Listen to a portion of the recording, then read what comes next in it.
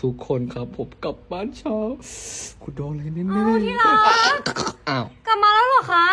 เขากำลังตำส้มตำให้เธอกินอยู่เลยเนี่ย อ๋อตำส้มตำรอดไปกู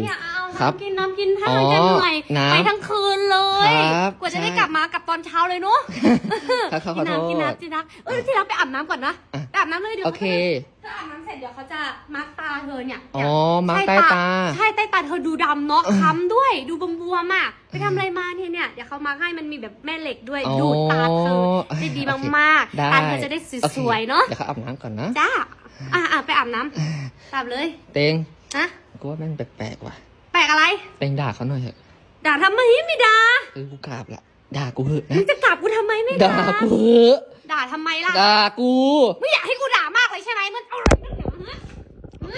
ได้มึงอยากอะไรมึงทำอะไรมาเมื่อคืนมึงไปไหนมา โอเคพอละ มึง โอ จับ เค ไหม โอเคพอใจ มึง ละ ทำข้าวไปดูเดี๋ยวนี้มึงดูเพื่อน โอเค